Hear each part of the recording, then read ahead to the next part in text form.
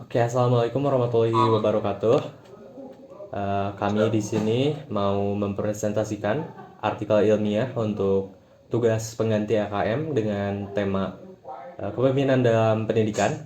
Di sini kami membuat artikel ilmiah dengan judul analisis perbandingan gaya kepemimpinan generasi Y dan generasi Z dalam pendidikan di era digital. Artikel ini membahas gaya kepemimpinan dalam pendidikan, dalam ruang lingkup pendidikan. Untuk kelompok kami atau penulis dari artikel ini ada saya sendiri Ahmad Hidayat dengan NIM 2410482, kemudian rekan saya. Mohon memperkenalkan diri. Baik, perkenalkan nama saya Ilham Saputra dengan NIM 2402741. Baik, izin memperkenalkan diri, nama saya Raden Hamizan Rizky Kusuma dengan NIM 2403657. Oke, terima kasih teman-teman. Jadi sekarang kita mulai kepada abstraknya atau pendahuluan dari artikel ini. Artikel ini itu membahas tentang kepemimpinan pendidikan yang diharapkan oleh generasi Y dan Z pada era digital. Model, sosok, dan profil kepemimpinan pendidikan yang seperti apa sih yang cocok dan layak untuk kepemimpinan pendidikan di Indonesia ke depannya, khususnya menyongsong revolusi industri 4.0 di mana arus informasi, teknologi, digitalisasi, dan otomatisasi serba cepat, mudah, dan instan. Nah, penelitian ini menggunakan pendekatan kualitatif dilakukan melalui analisis mendalam terhadap 15 jurnal akademik yang relevan, dilengkapi dengan wawancara bersama praktisi pendidikan. Untuk hasil penelitian mengungkapkan bahwa generasi Y cenderung mendorong kolaborasi berbasis teknologi dan pendekatan yang fleksibel. Sedangkan generasi Z itu membawa dinamika yang baru melalui inovasi dan keberagaman. Artikel ini juga memberikan perspektif tentang pentingnya menciptakan sinergi antar generasi untuk menjawab tantangan transformasi digital dalam pendidikan, sekaligus mempertahankan nilai-nilai fundamental pendidikan.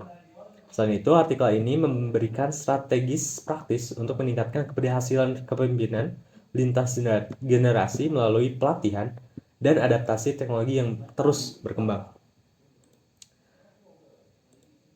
Untuk masalah yang ingin kami selesaikan, yaitu perihal gaya kepemimpinan di era digital seringkali menjadi tantangan besar dalam dunia pendidikan, khususnya perbedaan gaya kepemimpinan pada generasi Y dan generasi Z.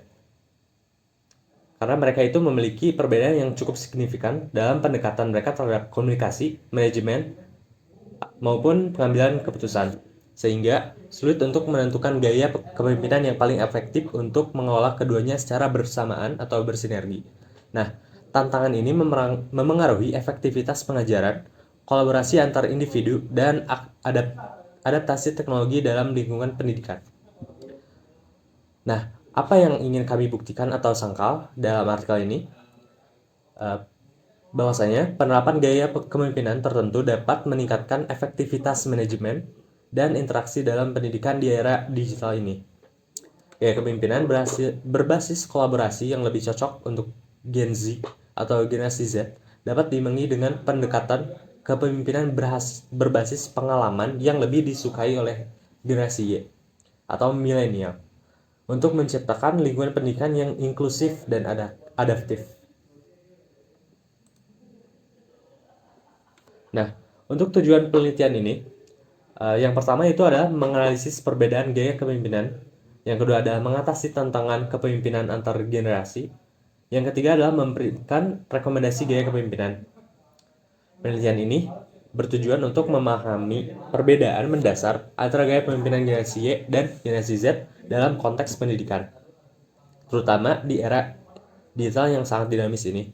Kemudian, penelitian ini juga mengidentifikasi tantangan yang muncul ketika generasi Z dan generasi Y dan generasi Z saling berinteraksi sebagai pemimpin dan yang dipimpin, serta mencari solusi adaptif untuk meningkatkan efektivitas kepemimpinan dari gaya kepemimpinan dari masing-masing generasi tersebut.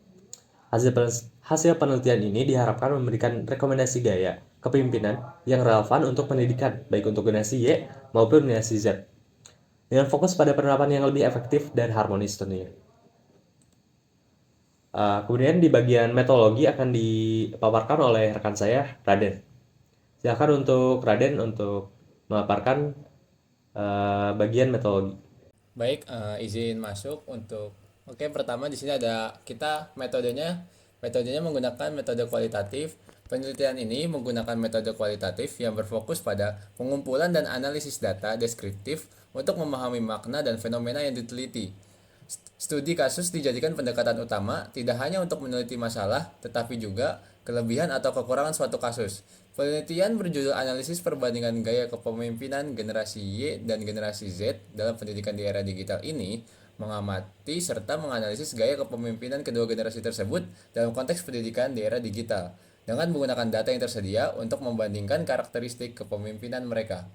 Oke, boleh dilanjut? Oke, di sini ada metode untuk mencari datanya. Kita pertama yaitu ada identifikasi dan pemilihan studi kasus, yaitu mengidentifikasi dan memilih sumber data yang relevan yang mewakili gaya kepemimpinan generasi Y dan Z di bidang pendidikan era digital. Data diperoleh dari dokumen, artikel, dan studi sebelumnya yang mendukung studi kasus. Lalu selanjutnya, pengumpulan data sekunder. Mengumpulkan data kualitatif melalui analisis dokumen yang sudah ada, seperti hasil penelitian sebelumnya, berita, dan publikasi terkait. Fokus pada pola kepemimpinan dan dampaknya dalam pendidikan. Lalu ada analisis dan kategorisasi data. Menganalisis data yang terkumpul untuk mengidentifikasi perbedaan dan persamaan gaya kepemimpinan kedua generasi. Data dikategorikan berdasarkan tema utama seperti strategi komunikasi, penggunaan teknologi, dan pola interaksi. Boleh di next. Oke, untuk result of the study-nya akan dijelaskan oleh rekan saya, Ilyas. Boleh, silakan Ilyas. Baik, terima kasih sebelumnya. Di sini saya akan menjelaskan hasil dan juga pembahasan dari penelitian yang telah kami lakukan, yaitu karakteristik dari kepemimpinan. Yang pertama yaitu karakteristik kepemimpinan dari generasi Y. Sebagai generasi transisi, generasi Y memiliki kemampuan adaptasi yang tinggi dalam perubahan teknologi dan perubahan sosial. Generasi ini aktif menggunakan teknologi komunikasi instan seperti email, SMS, pesan instan, dan media sosial seperti Facebook dan juga Twitter. Mereka juga gemar bermain game online. Selain itu, mereka memprioritaskan kolaborasi dan juga partisipasi tim dalam proses pengambilan keputusan.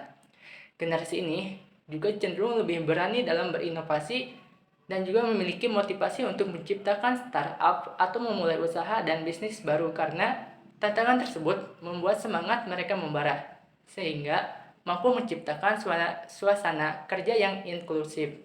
Pemimpin dari generasi ini seringkali lebih menghargai masukan dari timnya dan juga cenderung menghindari pendekatan otoritatif, yaitu seperti pertama, adaptif terhadap perubahan teknologi dan juga sosial. Yang kedua, mengutamakan kolaborasi dan juga partisipasi tim dalam pengambilan keputusan, sesuai yang telah saya katakan barusan.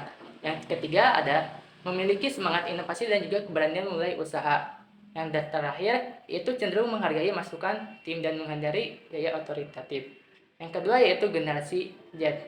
Generasi Z ini yaitu generasi yang multitasking dan juga mengintegrasikan teknologi dalam kepemimpinannya. Namun, generasi ini ibaratnya mah susah untuk mengambil keputusan, sehingga mereka tuh harus memiliki sebuah bimbingan dalam pengambilan keputusan. Dan yang terakhir yaitu menggunakan kecerdasan buatan untuk mendukung keputusan. Boleh di next.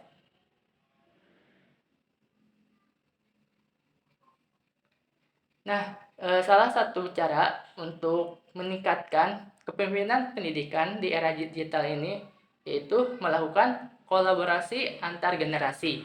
Yang pertama yaitu dengan cara melakukan mentoring dua arah antara generasi Y dan juga generasi Z.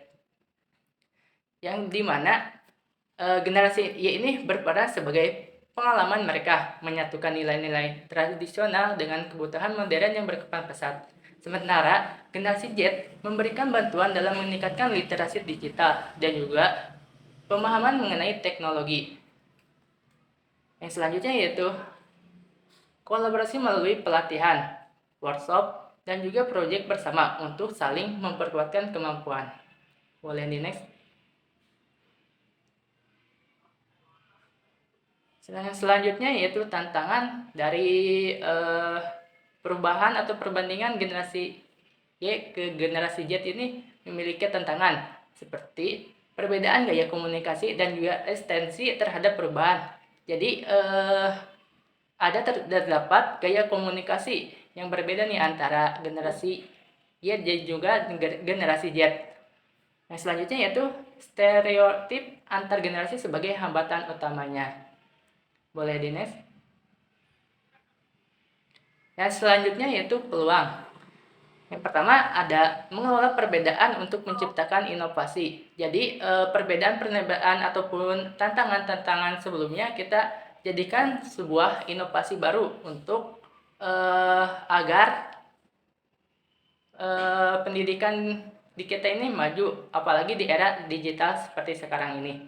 Yang selanjutnya yaitu pemimpin berbasis teknologi informasi sangat dibutuhkan di era digital. Nah, jelas sesuai dengan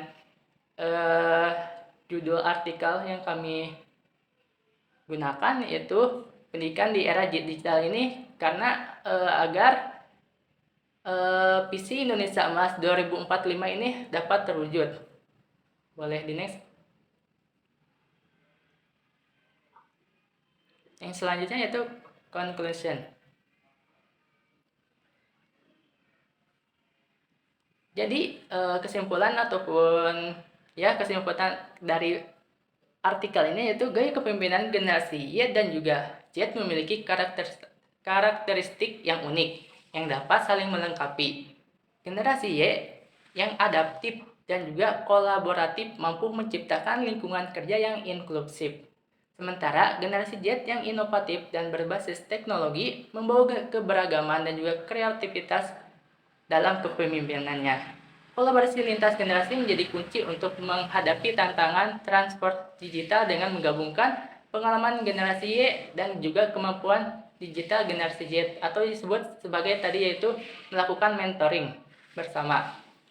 Yaitu selanjutnya pelatihan lintas generasi, mentoring dua arah dan juga kebijakan inklusif direkomendasikan untuk menciptakan kepemimpinan yang relevan, berkelanjutan, dan mampu menjaga nilai-nilai pendidikan di tengah tantangan global.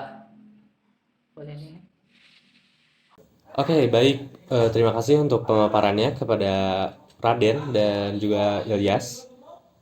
Mungkin sekian presentasi dari artikel ilmiah dengan judul Analisis Perbandingan Gaya Kepemimpinan dari Generasi Y dan Z dalam Pendidikan di Era Digital. Terima kasih untuk yang telah menyaksikan dan mohon maaf apabila ada kesalahan. Wassalamualaikum warahmatullahi wabarakatuh. Warahmatullahi wabarakatuh.